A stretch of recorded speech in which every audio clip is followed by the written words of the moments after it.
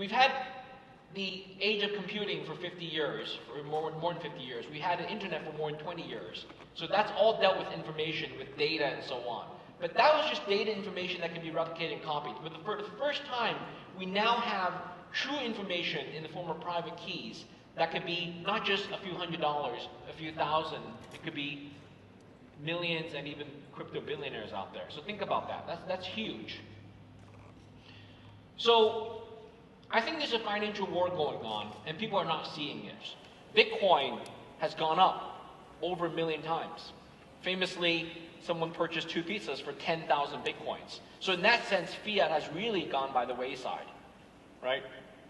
So today, people are holding crypto not just for transaction usefulness, but also for preservation of value, store value, or investment. It's actually, Bitcoin, you can actually move value, not just geographically around the world, you can move it through time by giving it to your children and grandchildren, okay?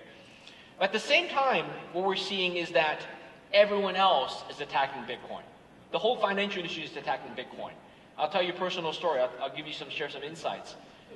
I tried to open well, I didn't try, I think I succeeded, opening a bank account with Wells Fargo Bank. It was for a business real estate investment bank account. And you guys all know me, Bobby Lee, crypto guy. Of course, the Wells Fargo banker didn't know me, thankfully. She was asking me, is this for Bitcoin? Will you do crypto? I'm like, I didn't know what to tell her, But thankfully it was for real estate investment, so I said no crypto, no Bitcoin. But if she just looked up my name on Google, then she'd probably flag my account and not approve it. So banks are giving us a hard time opening bank accounts. I'm talking about personal bank accounts, business bank accounts, not even as an exchange or as a crypto company. For those entrepreneurs in the audience, if you're trying to do a Bitcoin startup, I don't care if you do it in the United States or do it in the rest of the world. If you touch the US dollar, you're going to have trouble with the banking sector. But with crypto today, they're really honing in and making life difficult for crypto holders. In China, since the close down of exchanges, the industry has gone to what they call OTC trading, over the counter. And one of the scary things that's happening in China, and I think it's first started happening in China, but this may happen in the US, and that would be very scary, is that for OTC trades, if the bank suspects you received a payment from a Bitcoin transaction, from a crypto transaction, maybe 100,000 renminbi, maybe 1 million or whatever, they can instantly freeze your bank account. And they've done that to many people. And that puts a chill to the whole industry. Think about that. By selling crypto in China, person to person, and someone else transfers you the equivalent of $10,000 or more, if they freeze your bank account, what do you think? Will you get scared? Yeah? Any Chinese people has this happened to anyone in the world?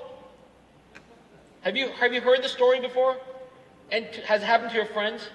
Where your bank accounts get frozen because you're suspected of trading crypto. It's almost like crypto is the new controlled substance. Drugs and marijuana or something like that.